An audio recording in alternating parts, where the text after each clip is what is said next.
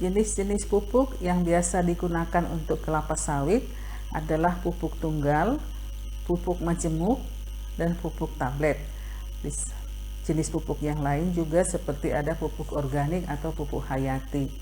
Nah, pupuk tunggal itu adalah pupuk yang mengandung satu jenis unsur hara utama, sehingga pupuk tunggal itu dalam satu butir hanya mengandung satu jenis unsur hara utama. Contoh kalau kita sebut urea. Urea itu salah satu sumber pupuk nitrogen. Berarti unsur hara utama yang ada di urea adalah nitrogennya. Walaupun urea itu juga mengandung C, karbon, oksigen, maupun hidrogen. Nah, tapi C, O, dan H tidak disebut sebagai unsur hara utama, tetapi digunakan untuk pengikat urea sehingga bisa berbentuk butiran. Kemudian pupuk tunggal itu paling umum digunakan untuk tanaman kelapa sawit, terutama tanaman menghasilkan, walaupun sekarang ini sudah tidak menjadi paling utama lagi karena kecenderungan karena biaya aplikasi pupuk yang semakin mahal, maka yang banyak digunakan pada saat ini adalah pupuk majemuk atau pupuk kompon, karena biaya aplikasi untuk keempat jenis pupuk tersebut akan lebih murah, walaupun biaya per kilo itu lebih mahal, tetapi biaya aplikasinya lebih murah. Keuntungan daripada pupuk tunggal adalah biaya per unit lebih murah dibandingkan dengan pupuk majemuk, tetapi biaya aplikasinya lebih mahal karena ada 4 kali aplikasi yang harus dilakukan. Jenis-jenis pupuk tunggal yang biasa digunakan untuk kelapa sawit adalah pupuk nitrogen, contohnya urea mengandung 46% N.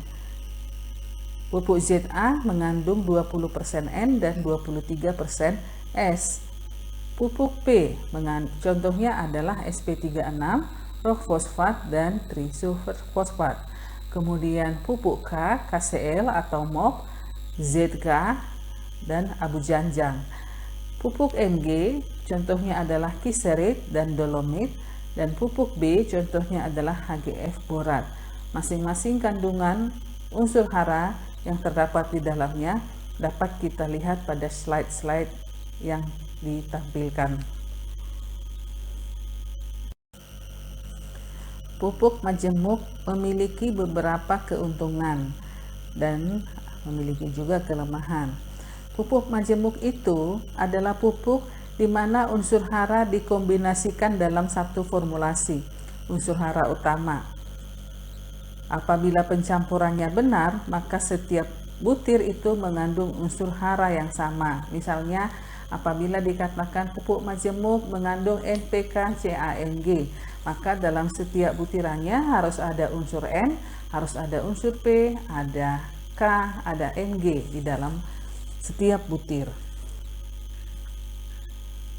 Pupuk majemuk memiliki keuntungan semua unsur hara utama diaplikasikan dalam satu rotasi pemupukan. Beda dengan pupuk tunggal.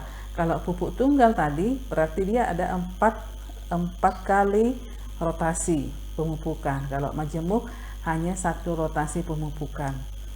Kelemahan daripada pupuk majemuk ini, biaya per unit hara lebih tinggi. Nah, harga per kilogram itu lebih tinggi kalau pupuk majemuk dibandingkan dengan pupuk tunggal. Akan tetapi biaya total hara untuk satu kali aplikasi pemupukan, maka pupuk tunggal jatuh lebih mahal dibandingkan dengan pupuk majemuk. Kemudian pupuk tablet. Pupuk tablet itu adalah pupuk yang sifatnya lambat larut atau slow release, atau ketika diaplikasi maka unsur hara akan pelan-pelan dilepaskan dari tablet tersebut. Harapannya dengan menggunakan pupuk tablet, aplikasi bisa 1 kali selama masa pembibitan, atau kalau di lapangan bisa 1 kali dalam setahun. Menggunakan pupuk tablet, kandungan hara lebih dari 1 macam. Nah, pelaksanaan di lapangan, aplikasi pupuk ini lebih mudah biayanya lebih murah, tetapi risiko kehilangan di lapangan itu lebih tinggi. Sehingga pengawasan tentunya harus lebih ditingkatkan apabila kita menggunakan pupuk tablet. Biasanya setelah aplikasi pupuk tablet, risiko kehilangannya terjadi karena kehilangan bukan karena dicuri oleh karyawan, tetapi oleh pihak-pihak lain yang mudah mengambil keuntungan dari aplikasi pupuk tablet yang kita lakukan. Metode pemupukan, macam-macam cara yang dilakukan untuk pemupukan. Metode manual berarti kita memupuk menggunakan tenaga manusia dengan cara broadcast. Kemudian dengan memupuk dengan cara sistem mekanis, memupuk aplikasi melalui udara dilakukan oleh beberapa perusahaan-perusahaan.